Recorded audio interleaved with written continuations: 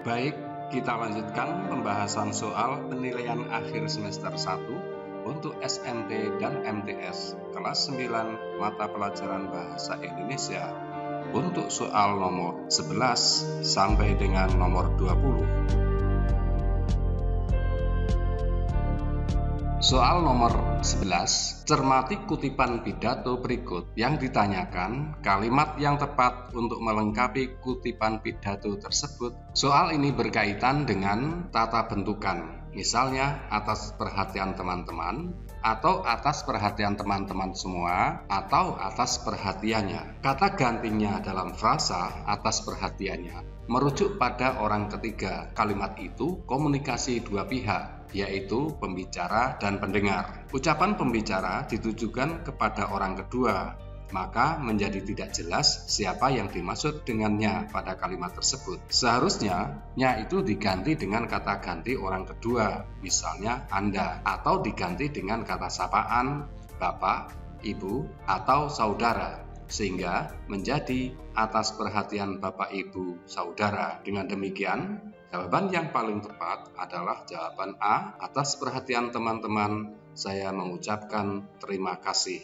bukan atas perhatian teman-teman semua. Bentuk perulangan teman-teman tidak boleh digabungkan dengan kata semua, karena teman-teman sudah menunjukkan jamak. Soal berikutnya, bacalah kutipan teks berikut dengan saksama. Kemudian, kerjakan soal nomor 12 dan nomor 13. Kita lihat soal nomor 12 dan nomor 13 yang berdasarkan teks tersebut. Yang ditanyakan adalah bagian pidato yang merupakan bagian pernyataan posisi pada kutipan teks tersebut. Yang nomor 13, bagian pidato yang merupakan bagian penguatan posisi pada kutipan teks tersebut. Pengertian pernyataan posisi adalah pendapat atau pendirian yang digunakan penulis untuk mengulas terhadap suatu persoalan. Dalam teks pidato persuasif harus fokus terhadap bagaimana membuat pernyataan posisi yang kuat. Kemudian, penguatan pernyataan posisi merupakan tahap ketika sang orator menegaskan kembali posisinya terkait suatu hal atau topik setelah menyajikan argumentasi yang kuat dan relevan. Berdasarkan penjelasan tersebut, bagian pidato yang merupakan bagian pernyataan posisi pada kutipan teks tersebut adalah teks yang ketiga. Sekarang ini, bangsa Indonesia ada di dalam suasana memperingati Hari Sumpah Pemuda yang jatuh pada setiap tanggal 28 Oktober. Suatu hari yang sangat bersejarah. Bangsa Indonesia khususnya dari golongan pemuda pada masa itu, tahun 1928, telah berhasil mewujudkan persatuan bangsa yang kemudian melahirkan ikrar bersama yang kemudian kita kenal dengan Sumpah Pemuda. Nomor 13, bagian pidato yang merupakan bagian penguatan posisi pada kutipan teks tersebut terdapat pada teks pertama. Demikianlah, semoga semangat persatuan yang tercermin dalam Sumpah Pemuda tetap dapat kita warisi untuk kita jadikan modal perjuangan membela bangsa dan negara. Sumpah Pemuda tidak hanya sebagai ikrar bersama yang harus dikenang dan diingat, namun harus kita teladani dan kita aplikasikan dalam kehidupan sehari-hari.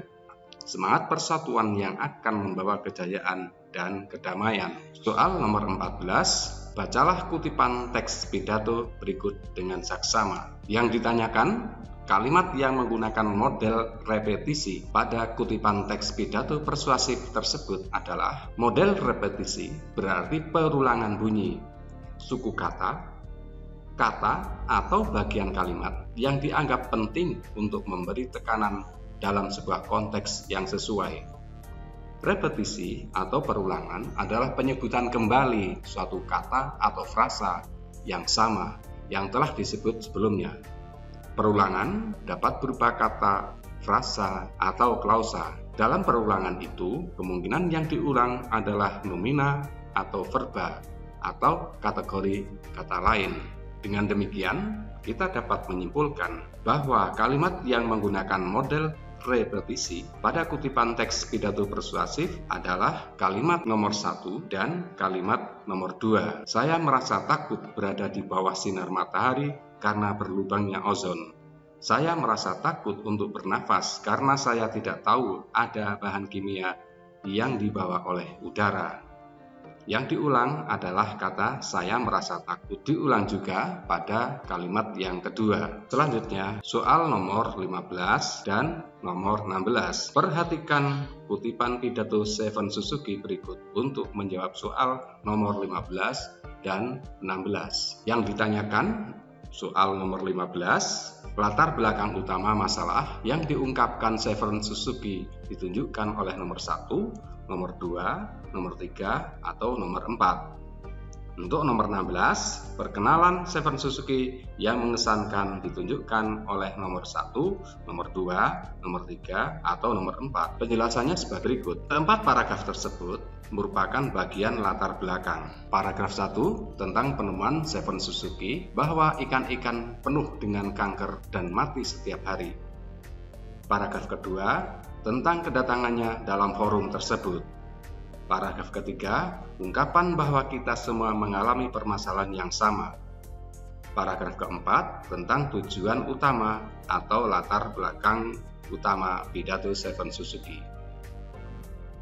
Dengan demikian, jawaban soal nomor 15 ditunjukkan oleh kalimat keempat. Kehilangan masa depan tidaklah sama seperti kalah dalam pasar saham. Saya berada di sini untuk berbicara bagi semua generasi yang akan datang. Kemudian nomor 16, perkenalan yang mengesankan terdapat pada kalimat kedua.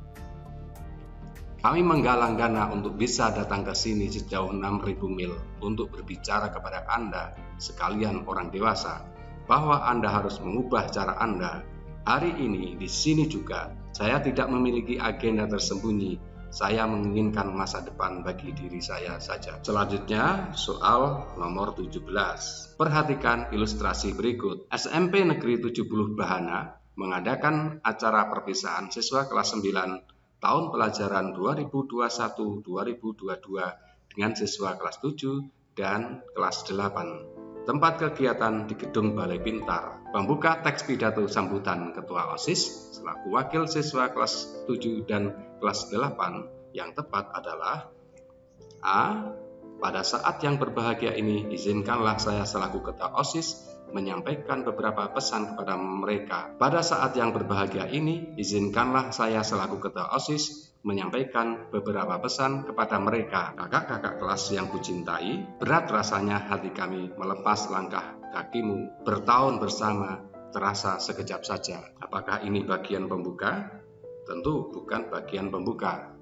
Yang kedua, banyak duka, canda, dan bahagia bergelut dengan kita. Akan tetapi, kami sadar bahwa jalan yang harus kalian tempuh masih panjang, masih banyak pula portal yang menghadang. Tetapi, kami yakin bahwa kalian akan mampu membuka portal-portal itu dengan kunci-kunci yang telah kau genggam dan kau dapatkan di SMP 70 Bahana ini.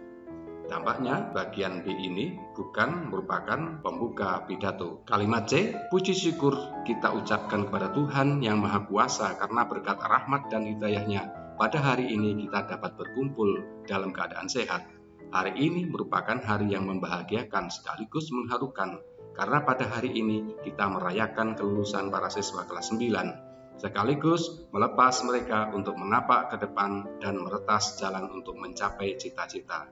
Inilah yang merupakan bagian pembuka pidato persuasi, sehingga jawabannya tepat sekali, yaitu huruf C. Nomor 18, bacalah kutipan teks berikut dengan saksama. Yang ditanyakan, kalimat yang di dalamnya terdapat pembendaan atau nominalisasi adalah dengan penjelasan bahwa kalimat nominalisasi merupakan sebuah penggunaan kata kerja atau kata sifat sebagai kata benda. Maka jawabannya ada pada kalimat yang kedua. Pencerminan budaya di lingkungan sekolah akan berdampak positif bagi warga sekolah. Kata yang merupakan nominalisasi adalah pencerminan. Dari kata cermin mendapatkan imbuhan pen dan an. Kemudian kata lingkungan juga demikian. Dari kata lingkung mendapat imbuhan akhiran an. Bacalah kutipan teks berikut dengan saksama. Yang ditanyakan adalah kata kerja yang terdapat dalam kutipan pidato tersebut. Kata kerja adalah kata yang menjelaskan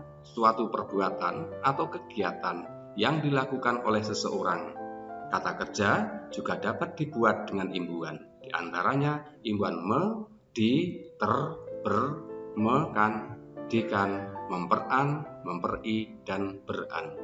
Berdasarkan penjelasan tersebut, nomor 19 yang merupakan kata kerja adalah melakukan, membeli, memerlukan. Sedangkan kalau kita melihat jawaban A, saya bukan kata kerja tetapi kata ganti. Demikian juga kata negara. Kata negara adalah kata benda. Demikian juga jawaban B, kemudian jawaban C yang bukan kata kerja adalah kehilangan. Nomor 20, soal terakhir untuk sesi kali ini. Perhatikan kutipan pidato berikut. Yang ditanyakan adalah konjungsi atau kata hubung antar kalimat yang tepat untuk melengkapi paragraf pidato tersebut. Konjungsi adalah kata penghubung antar kata, antar frasa, antar klausa, dan antar kalimat. Kita juga mengenal konjungsi antar kalimat dan interkalimat. Konjungsi antar kalimat antara kalimat yang satu dengan kalimat yang lain. Dengan demikian, kita bisa menentukan bahwa jawaban untuk soal nomor 20 adalah B, yaitu menggunakan kata namun. Dalam hidup saya memiliki mimpi untuk melihat kumpulan besar binatang-binatang liar, hutan rimba dan hutan tropis yang penuh dengan burung dan kupu-kupu. Namun, sekarang saya tidak tahu apakah hal-hal tersebut masih ada untuk dilihat oleh anak-anak saya nantinya. Demikian pembahasan soal. Semoga bermanfaat. Wassalamualaikum warahmatullahi wabarakatuh.